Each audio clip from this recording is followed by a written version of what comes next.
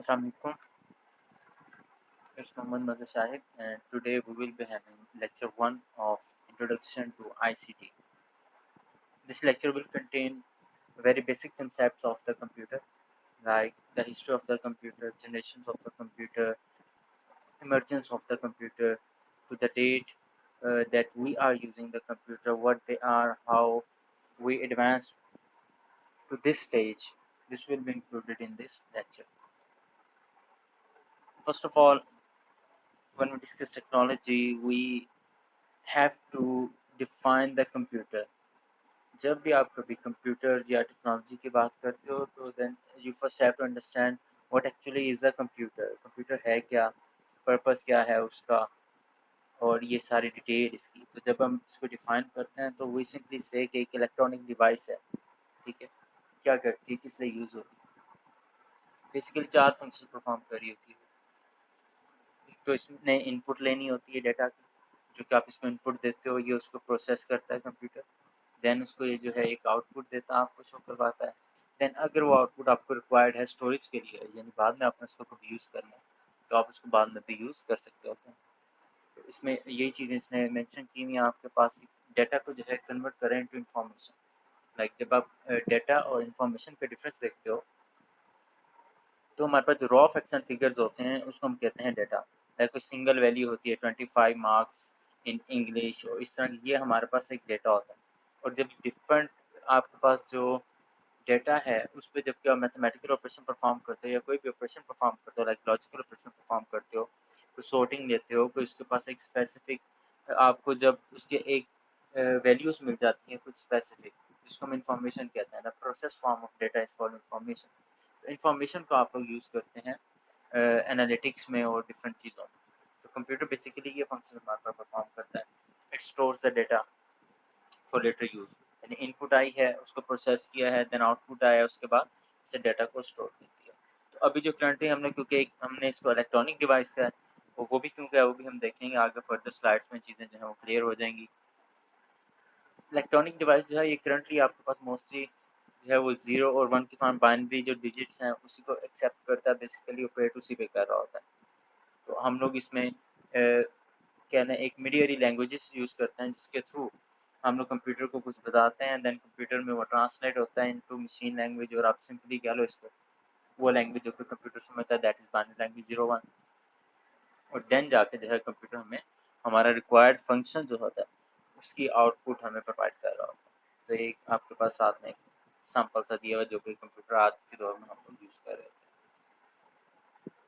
अब जब इसकी जनरेशन ऑफ कंप्यूटर की बात आती है ना, तो जनरेशन ऑफ कंप्यूटर मीन्स भी जो कंप्यूटर अभी, जैसे मैंने कहा आप लोग अभी यूज़ कर रहे हैं या हम लोग अभी यूज़ कर रहे हैं, वो इधर तक इस तरह है because all the things have some sort of evolutionary process. Like humans को आप देख लें या कोई भी मशीन देख लें या कोई भी आप टेक्नोलॉजी देख लें या कोई भी आप एक एंटिटी उठा लें यूनिवर्स की, उसकी जो अब करंट की जो उसकी एडवांस्ड फॉर्म होती है, that has some sort of evolutionary stages. ठीक है, पहले वो बिल्कुल एक बेसिक चीज़ होती है, फिर आस्ता आस्ता आस्ता एडवांस होती जाती है. लाइक आपके पास प्लेन्स को आप डिस्कस कर लें, और फाइटर फाइटर जेट्स को डिस्कस कर लें, उसमें काफ़ी सारे जनरेशन्स हैं. उसमें जनरेशन्स मीन्स जनरेशन्स का एक्चुअल में मतलब क्या होता है या हम इस टर्म को क्यों यूज़ करते हैं. एक टेक्नोलॉजी या कोई भी चीज़ जब एक बार बन जाती होती है, तो उसमें पहले में तो एक आपके पास एक बेसिक पॉइंट होता है, वेरी बेसिक पॉइंट होता है. बेसिक से फिर आप लोग थोड़ा सा जैसे जैसे पर्सन उसमें इन्वॉल्व होते जाते हैं, उसको यूज़ करना शुरू करते हैं, तो उसमें से कुछ ड्रॉबैक्स निकलते हैं. ड्रॉबैक्स निकलते हैं तो उसके सॉल्यूशंस निकलते हैं. सॉल्यूशंस निकलते हैं तो आप उसको पैचअप करते हो चीज़ों को, और उसको बेहतर से बेहतर बनाते हो, उसमें इम्प्रूवमेंट्स आती हैं. This is something that we call generation.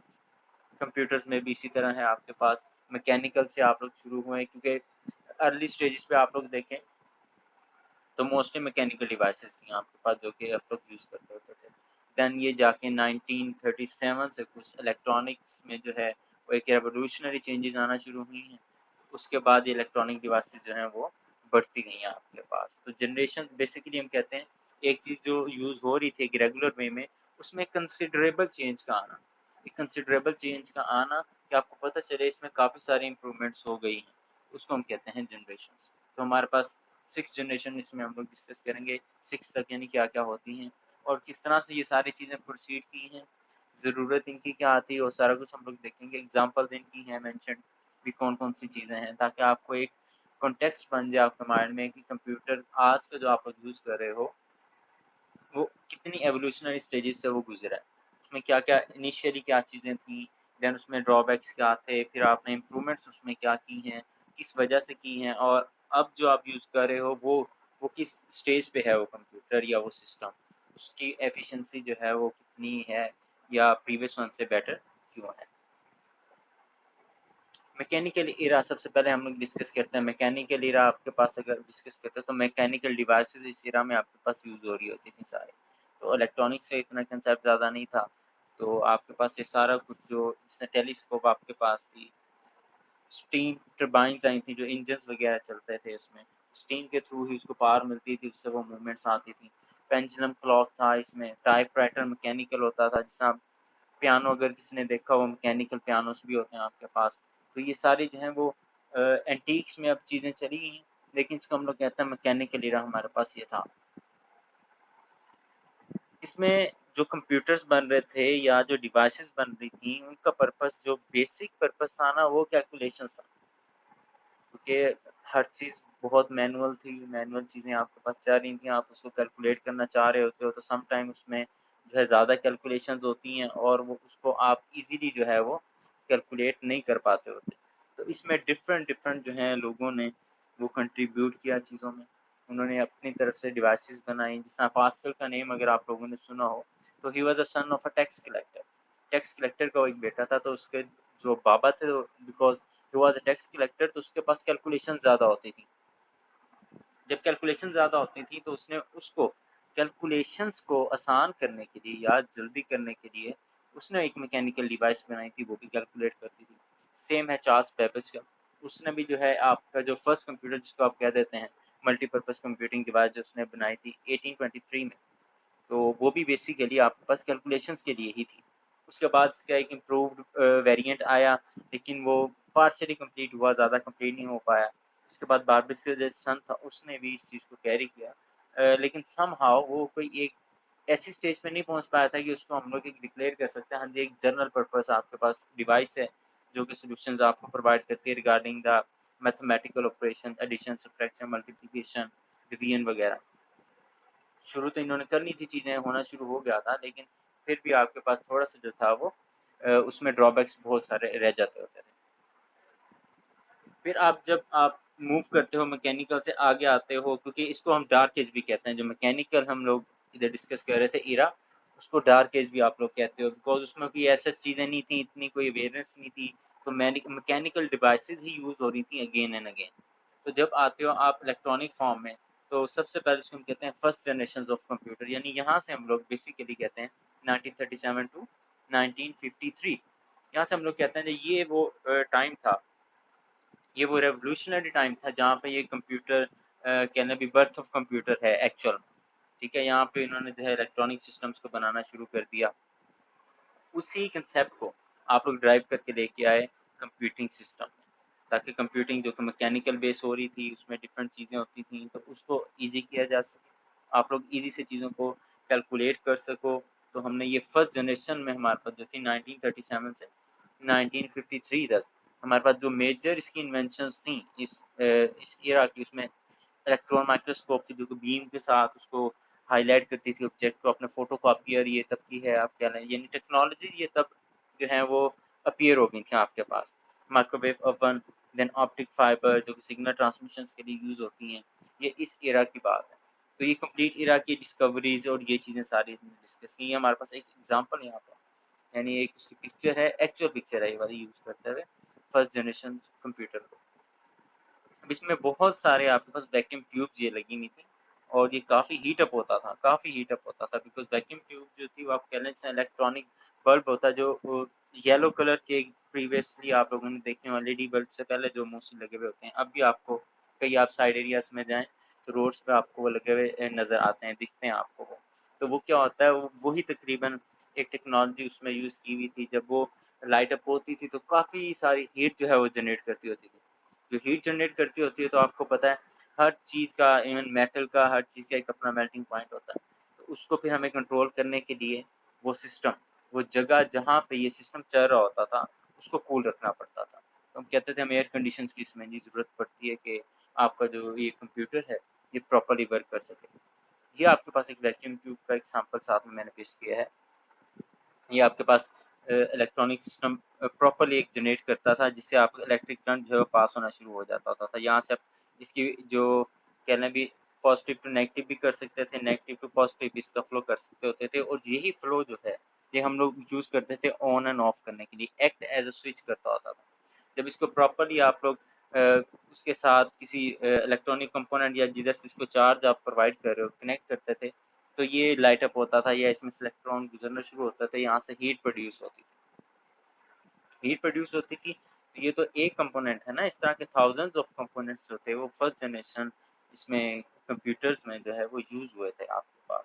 वो काफ़ी बिग था, इसमें लिखा हुआ big size normally taking up entire room. तकरीबन एक कंप्लीट जो है वो रूम की जगह ही ले लेता था। तो इस तरह से हमारे पास ये फर्स्ट कंप्यूटर जिसे कह लो या फर्स्ट जनरेशन कंप्यूटर जो थे वो कैलकुलेशंस के लिए यूज़ हो रहे हैं, तो उसमें ये चीज़ें इन्होंने यूज़ की, मैग्नेटिक ड्रम्स फॉर मेमोरी, और जो सर्किट था जिससे फ्लो कर रही थी सारी चीज़ें, वो हमारे पास मेजर जो थी वो वैक्यूम ट्यूब थी जो ये बनी हुई आपके पास। अब इसमें ये आपके पास फिर बाकी इसके जो एग्जांपल्स लिखी हुई हैं जिस तरह ये बनी है 1942, 44, 46, 49, तीन चार आपके पास मेंशन किए हुए हैं। लेकिन ये जो ENIAC था ये एक तरह से रेवोल्यूशनरी चीज़ थी आपके पास, जो कि आपके पास ज़्यादा कैलकुलेशंस करके दे रही थी, और इसी को जो है फर्दर इन्होंने फिर इम्प्रूवमेंट्स की थी। ये फर्स्ट जनरेशन कंप्यूटर की एग्जांपल था आपके पास। अब आ जाओ सेकंड जनरेशन कंप्यूटर्स पे। यहाँ पे आपके पास जो मेजर 1954 से लेके 1962 तक ये इरा आपके पास है सेकंड जनरेशन का, जिसमें फर्स्ट जो थी उससे थोड़ा सा ज़्यादा, एक मैंने जैसा पहले बताया एक डोमिनेंट चेंज जो होता है ना, जो आप एक चेंज आता है आपको पता चलता है ये चेंजेस हो गई हैं इसमें। लाइक आप अगर ये प्रोसीजर देखें डे एंड नाइट का, तो इसको हम कहते हैं ये एक बड़ा क्लियर कन्वर्जेंस है, चेंज है। इसी तरह के चेंज को हम जनरेशन का नेम देते हैं टेक्नोलॉजी में। तो अब इधर देखें सेकंड जनरेशन में कितना चेंज आया आपके पास। अभी जो ऑडियो कैसेट्स इसकी हैं, इस जनरेशन की हैं, माइक्रोचिप स्मॉल चिप्स जो बनी हैं, हेलोजन लैंप्स, वीडियो डिस्क जो चलती थी मैग्नेटिक टेप्स के ऊपर, वो सारी इस सेकंड जनरेशन की जो है वो आपके पास इन्वेंशंस हैं। ये साथ में आपके पास बना हुआ है सारा सेकंड जनरेशन का एक कंप्यूटर। इसमें स्टोरेज डिवाइसेस जो थी आपके पास वो पंच कार्ड यूज़ हो रहे हैं इनके पास, और ये इन्होंने आपके पास देखें ट्रांजिस्टर्स, ये बड़ा एक मेजर जो है आपके पास चेंज आया था ट्रांजिस्टर्स का। अगर आप कभी अब भी डिस्कस करें, इसको पढ़ना शुरू करें कि या इसको रिसर्च भी आप कर रहे हैं इस पे कि रेवोल्यूशनरी जो आपके पास इन्वेंशंस है ना इस वर्ड की, उनमें ये ट्रांजिस्टर जो है it is one of the very very very best invention.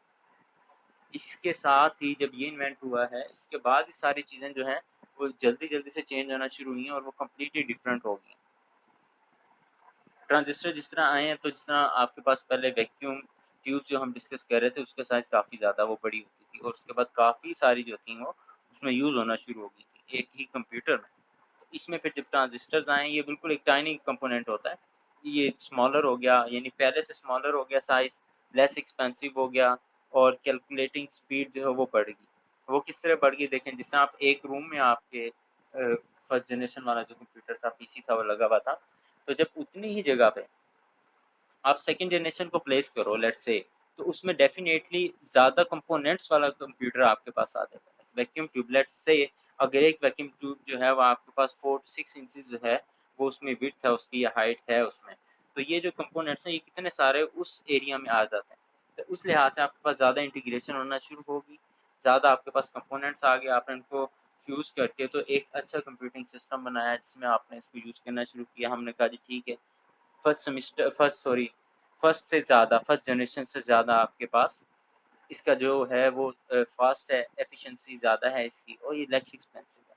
लेकिन फिर भी इन सब चीज़ों के बावजूद ये कोई इतना एज़ सच कोई कह लें रीज़नेबल कॉस्ट में नहीं था कि हर पर्सन इसको जो है वो ओन कर सके। तो आपके पास नीचे ये 2 एग्ज़ाम्पल्स भी इसकी लिखी हुई हैं। लैंग्वेज इसने यहाँ पे मेंशन की हुई है।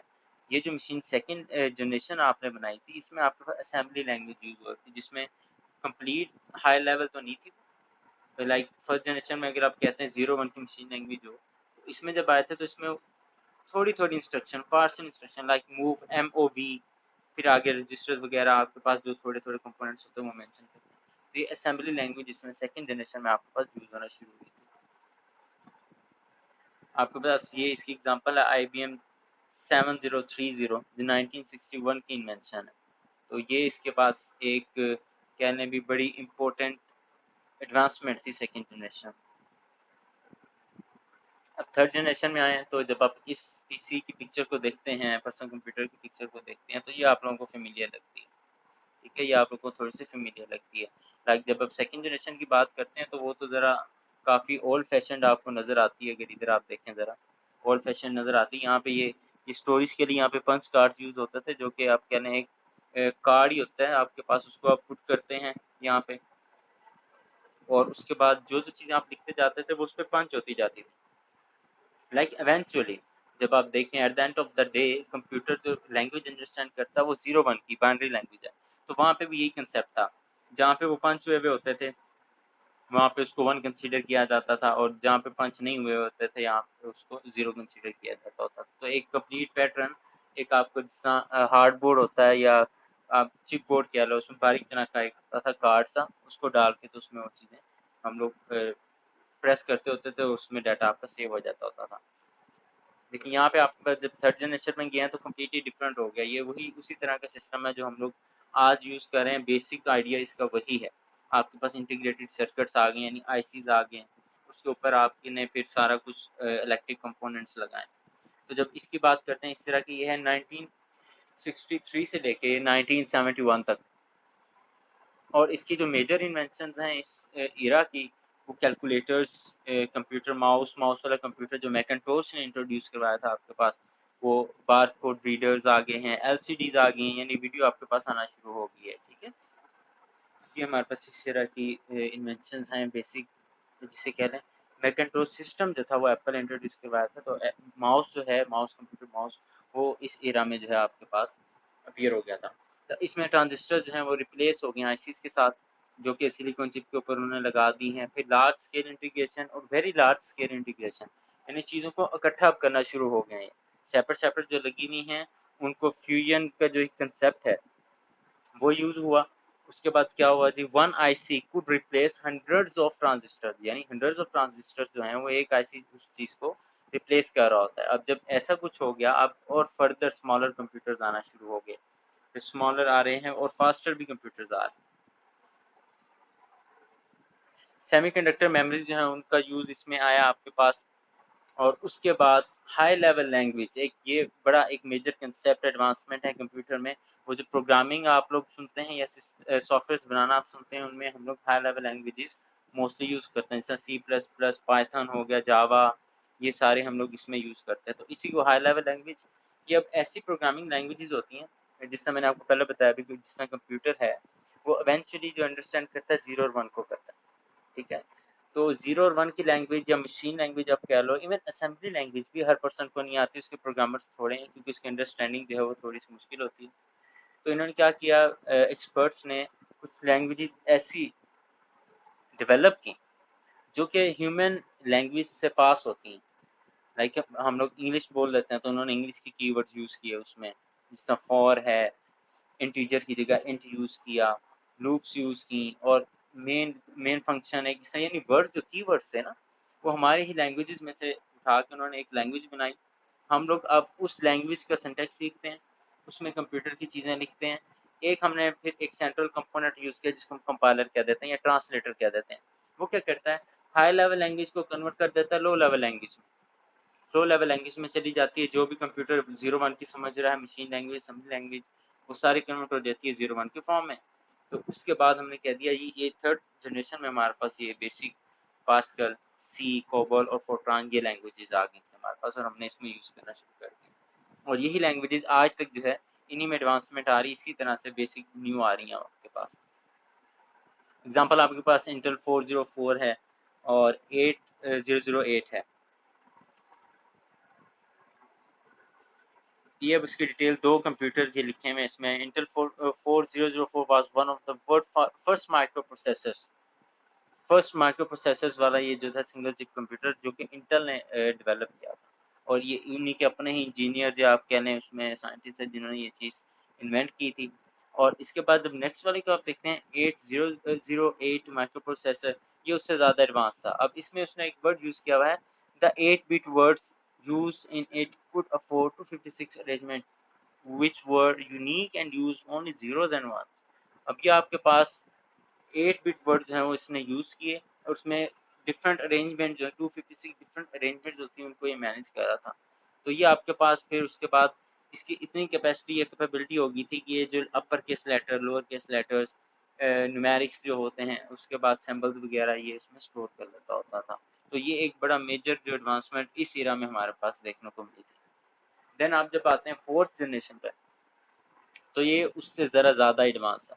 1972 से लेके 1984 तक ये इरा है जिसकी पॉपुलर इन्वेंशन में वर्ड प्रोसेसर्स, ऐसे सॉफ्टवेयर्स जो कि आपके पास टेक्स्ट की क्रिएशन, एडिशन और डिलीशन में यूज़ हो रहे हैं। देन गेम्स आ गई इसमें, सेल फोन्स इन्वेंट होना शुरू हो गए, वॉकमैन्स ऑडियोज़ के लिए आ गए, लेज़र प्रिंटर्स आ गए, आपकी सॉफ्ट कॉपी की हार्ड कॉपी आना शुरू हो गई, MS DOS ऑपरेटिंग सिस्टम आ गया जिस पे कमांड्स के थ्रू आप लोग चीज़ों को लिखना शुरू हो गए, कमांड्स चलना शुरू होगी, कीबोर्ड पे आप चीज़ टाइप करते थे like copy this to this, इस तरह हर उसमें ड्राइव जो थी हम लोग मेंशन करते होते थे। तो डॉस ऑपरेटिंग सिस्टम हमारे पास आ गया, और इसको कमांड बेस जो है ये था कमांड लाइन ऑपरेटिंग सिस्टम।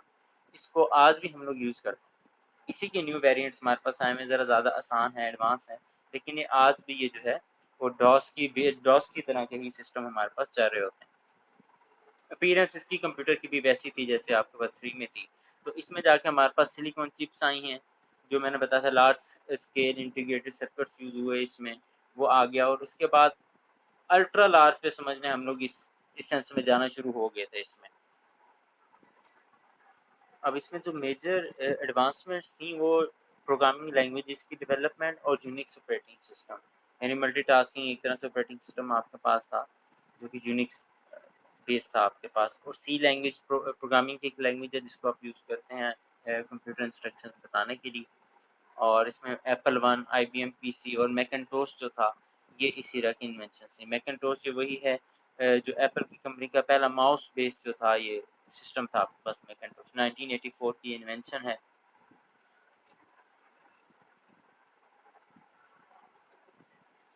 अब जब आप 5th जनरेशन पे आते हैं तो ये उससे ज़रा ज़्यादा एडवांस होगी। आपके पास ज़्यादा ईज़ी, यानी अब इसमें आपके पास यूटिलिटी जो है ना सिस्टम की, यूटिलिटी कंप्यूटर की, उसका यूसेज जो है वो ज़्यादा ईज़ी होना शुरू हो गया आपके पास। और उसके बाद CD-ROMs आ गए, विंडोज़ प्रोग्राम्स आ गए, विंडोज़ की वेरिएंट्स डिफरेंट आना शुरू हो गया आपके पास, high definition televisions, 3D games का कंसेप्ट इंट्रोड्यूस हुआ इसमें। तो ये अब ज़्यादा सारी चीज़ें उस पास जाना शुरू हो गई उस टेक्नोलॉजी के जो कि हम आज यूज़ कर रहे हैं। इसमें भी आपके पास सेम सिलिकॉन चिप्स हैं, उनके ऊपर आपके पास आईसी जो हैं वो आपने लगाए हुए हैं। और उसमें मेजर हमारे पास ये CD-ROMs, विंडोज़ प्रोग्राम, ये चीज़ें आ गई। इसमें हमारे पास काफ़ी सारी जो चीज़ें थी जो यानी स्पीड ज़्यादा होगी, ज़्यादा स्मॉलर हो गए, ज़रा रिफाइन हो गए, जो हल्का-फुल्का उनमें कोई आप कह लें ड्रॉबैक्स थे या कोई आर्किटेक्चरल फ्लॉज़ थे, उनको डिफरेंट आर्किटेक्चर इन्होंने ट्राई करके एक अच्छे वे में, यानी उसको कह लो बेटर प्रोडक्ट को लेके आए। अब जब 6th जनरेशन को आप डिस्कस करते हैं, तो आप कह लें 6th जनरेशन ऑलमोस्ट जो मेजर है हम लोग जो भी यूज़ कर रहे हैं वो 6th जनरेशन में आप 5th में भी इसको काउंट करते हैं, लेकिन हम लोग मोस्टली 6 ही टेक्नोलॉजीज़ जो हैं वो यूज़ कर रहे हैं। जैसे वर्ल्ड वाइड वेब है, वेबसाइट्स यानी जिस पे आप लोग यूज़ कर रहे हो सर्फ कर, HTML लैंग्वेज है जिसमें ये वेब पेजेस जो हैं वो लिखे जाते हैं, हाइपरटेक्स्ट मार्कअप लैंग्वेज। और HTTP आपके पास एक प्रोटोकॉल है जिससे आपका जो डाटा है इंटरनेट के ऊपर जो ट्रैवल कर रहा है वो किस तरह जाता है। लेट्स सी कि जिस तरह आप google.com को सर्च करते हो, यहाँ से आपकी रिक्वेस्ट जाती है इंटरनेट के ऊपर, वो वहाँ से उसका रिस्पॉन्स लेके आपके पास गूगल का आती है। तो ये जो डाटा इधर से एक जगह से दूसरी जगह जा रहा है, ये जो है ये HTTP या HTTPS प्रोटोकॉल के थ्रू ये जो है जा रहा होता है। और जावा एक प्रोग्रामिंग लैंग्वेज है आपके पास, जिसमें आप लोग मोस्टली आपके पास जो एंड्रॉइड के सॉफ्टवेयर होते हैं वो इसमें होते हैं मोस्टली। फिर डीवीडी आपके पास यूजेज है, यानी अब इस तरह देख लो ना, जैसे CD-ROM आया, लेट्स से, या CD आई 5th जनरेशन में, तो वो 650 MB और इतना कोई इसका होता था। डीवीडी 4.5 GB और इस तरह से डिफरेंट वेरिएंट्स में चली गई।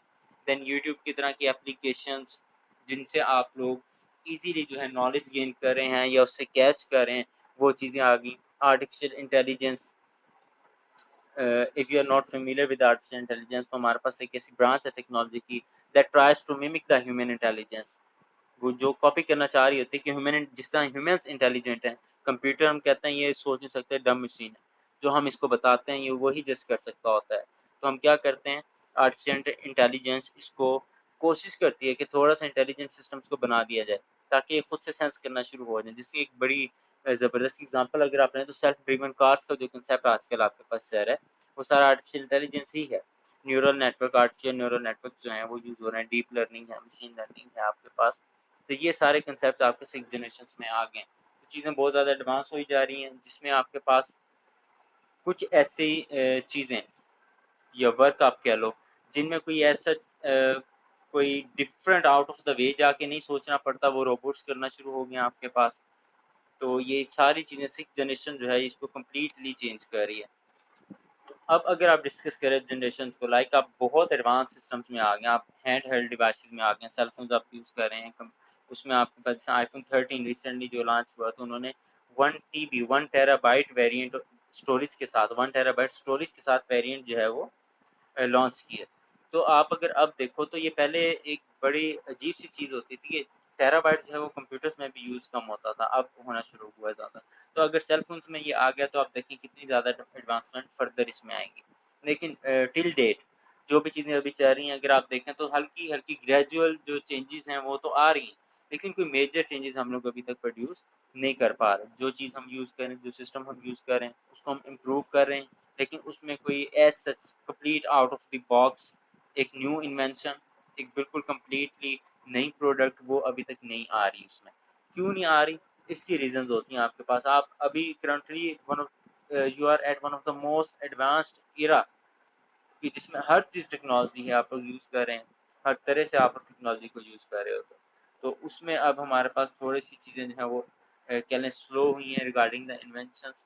इन्वेंशंस के साथ भी नहीं, जनरेशन के हिसाब से आप कह लें कि कोई कंप्लीट, जिससे मैंने कहा था कि जनरेशन हम कहते हैं जिसमें क्लियर चेंज आपको नज़र आता है टेक्नोलॉजी में, वैसा नहीं है। लेकिन फिर भी अभी तक जो कंप्यूटर सिस्टम्स हैं इन्वेंट हुए हुए हैं, कि जो चीज़ चाह रही है दैट इज़ परफेक्टली वर्किंग, और इसी की वजह से आप लोग जो हैं वो टेक्नोलॉजी से कनेक्टेड हैं, और उसमें आप लोगों को जो है काफ़ी बेनिफिट इसने दिया। तो नेक्स्ट में इंशाल्लाह हम लोग डिस्कस करेंगे कंप्यूटर की टाइप्स वगैरह क्या हैं, किस पर्पस के लिए यूज़ होता है कौन सा कंप्यूटर, और इंशाल्लाह उसमें हम लोग फर्दर जो है इसको एक्सप्लोर करेंगे।